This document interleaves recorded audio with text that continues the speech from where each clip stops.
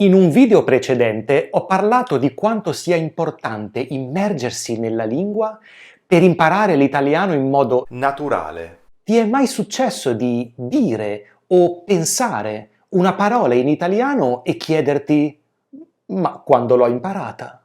Da dove viene? A me è successo molto spesso leggendo o ascoltando ripetutamente in inglese o in francese. È importante creare la tua bolla italiana, uno spazio tutto tuo in cui immergerti in modo autentico e piacevole nella lingua italiana, anche se non sei in Italia. In questo video vediamo 5 modi per fare tutto questo.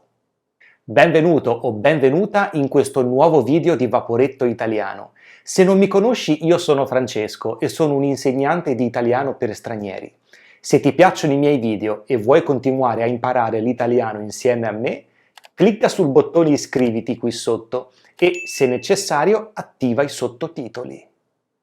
Bene, vediamo il primo modo per creare il tuo mondo italiano.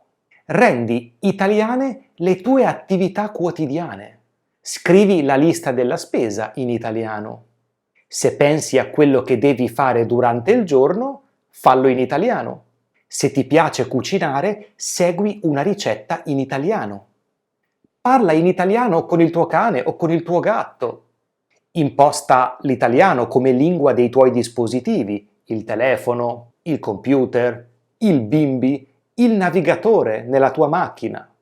Scrivi i tuoi promemoria in italiano, sull'agenda, su dei post-it, dove vuoi, ma fallo in italiano. Sono tutte attività che fai tutti i giorni e puoi farle in italiano per creare il tuo mondo, fatto di Italia e lingua italiana. Il secondo modo è quello che io preferisco perché è un'immersione a tutto tondo. E sto parlando di leggere in italiano, perché leggere storie e libri in italiano ti permette di immergerti non solo nella lingua, ma anche nella storia che stai leggendo. È un'immersione totale. Potrai goderti il contenuto del libro o delle storie e allo stesso tempo acquisire lessico e costruzioni linguistiche naturalmente, senza renderti conto che stai imparando. È uno spazio tutto tuo e tutto italiano. Poi puoi decidere di focalizzarti attivamente anche sul lessico, sulla grammatica, sulla pronuncia, ma non è un lavoro facile, perché quali parole potresti imparare? Su quale regola dovresti focalizzarti?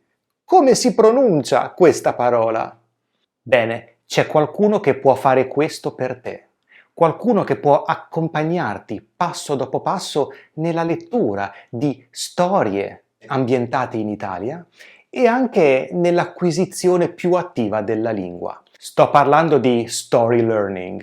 Story learning, con le sue storie, ti permetterà di immergerti nella lingua italiana e non solo nella lingua, ma anche nella nostra favolosa cultura. Potrai passeggiare virtualmente tra le vie storiche di qualche città del nostro paese e vivere una tipica giornata italiana grazie alle storie di Italian Uncover e tutti i suoi contenuti culturali. Potrai imparare l'italiano in contesto e quindi in modo naturale. Sarà un'esposizione autentica alla lingua vera, quella che usiamo tutti i giorni, con espressioni colloquiali, idiomatiche e tanto lessico nuovo. Potrai leggere e ascoltare queste storie in italiano, ovviamente, che sono accompagnate da esercizi e attività interattive che ti permetteranno di esercitarti nella comprensione della lingua, nella memorizzazione delle parole e delle espressioni nuove e anche nella pronuncia. Infatti, con Italian Uncover di Story Learning non solo potrai immergerti completamente nella lingua italiana, ma i suoi insegnanti in ogni capitolo ti accompagneranno, con lezioni principalmente in inglese, alla scoperta del lessico e delle espressioni più importanti, di costruzioni grammaticali particolari e ti porteranno anche ad esercitarti nella pronuncia. Se ti interessa imparare l'italiano con Story Learning, ho un'ottima notizia per te, perché c'è un'offerta incredibile per chi segue Vaporetto Italiano. Potrai acquistare Italian Uncovered a un prezzo eccezionale, $97 invece di 297. Puoi scoprire Story Learning attraverso il link che trovi qui sotto in descrizione e fammi sapere come va. Vediamo il terzo consiglio per creare il tuo mondo italiano nella tua vita di tutti i giorni. Cerca di avere il più possibile l'italiano nelle tue orecchie. Quante volte ascolti il telegiornale, la radio o un podcast nella tua lingua, mentre cucini, mentre guidi, eccetera? Perché non fare questo usando contenuti in italiano?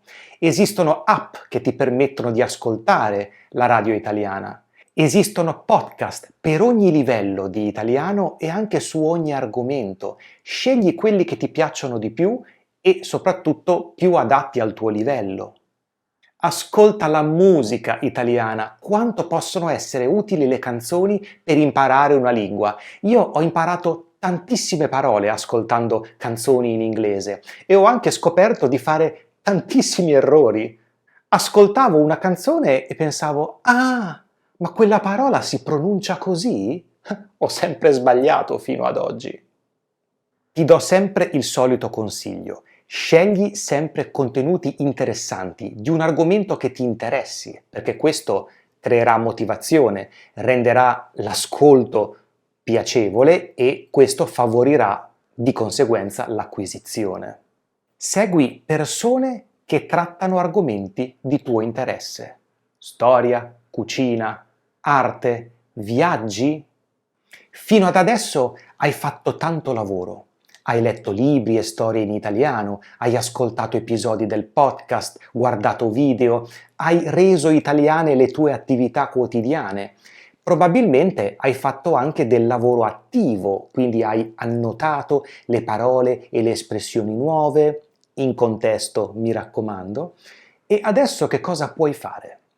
Il quarto consiglio per avere l'italiano sempre con te è quello di ripassare quello che hai imparato.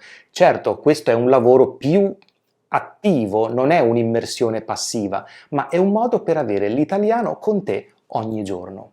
Ripassa le parole e le espressioni nuove che hai imparato nei giorni precedenti, perché vedere una parola una volta non è sufficiente per fissarla nella tua mente.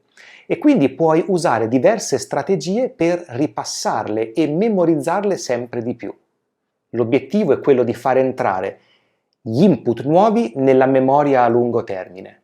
E quindi crea delle frasi con le parole nuove, racconta delle storie usando quelle parole e quelle espressioni, o anche una costruzione grammaticale nuova. Racconta qualcosa, la tua giornata, il contenuto di un film o di un libro che hai letto, un evento particolare, importante o triste. Se vuoi puoi anche tenere un diario, scrivere ogni giorno o quasi qualche riga in italiano. Ti aiuta a chiarire i tuoi pensieri da una parte e a usare le parole nuove dall'altra. La ripetizione è la soluzione per la memorizzazione. Mi piace questa rima. E il quinto modo per avere l'italiano sempre con te è quello di parlare, ovviamente. L'ideale sarebbe avere un interlocutore con cui parlare, un insegnante, un compagno di scambio linguistico, un amico, perché ti possono correggere. Ma puoi parlare anche con un compagno di studio, quindi qualcuno che studia l'italiano insieme a te. Se hai un gruppo di persone con cui studi l'italiano, cercate di parlare italiano il più possibile, anche al di fuori della lezione o dei momenti di studio. Se non hai nessuno fisicamente vicino a te, puoi mandare dei brevi messaggi vocali a qualcuno che abita in Italia o che parla italiano, fare una telefonata, giusto per fare due chiacchiere, ma cerca ogni occasione per parlare italiano. E quando proprio non c'è nessuno e hai una voglia irrefrenabile di parlare la lingua dell'amore, parla italiano da solo o da sola. L'ho spiegato in molti video e ho menzionato anche alcuni modi poco fa. Racconta la tua giornata, racconta la trama di un film o di un libro e se vuoi rendere questa cosa ancora più sfidante, puoi raccontare il contenuto di quel libro cambiandone il finale o cambiando alcuni eventi. Questo ti permetterà di parlare, ma anche di ripassare il lessico presente in quel film o in quel libro, perché potrai usare parole che hai incontrato in quel contenuto. Questi erano 5 consigli che ti do per creare la tua bolla italiana e avere l'italiano il più possibile con te ogni giorno. Quali strategie stai già adottando? Fammelo sapere nei commenti qui sotto. Grazie per la tua compagnia e per la tua fiducia e ci vediamo al prossimo video.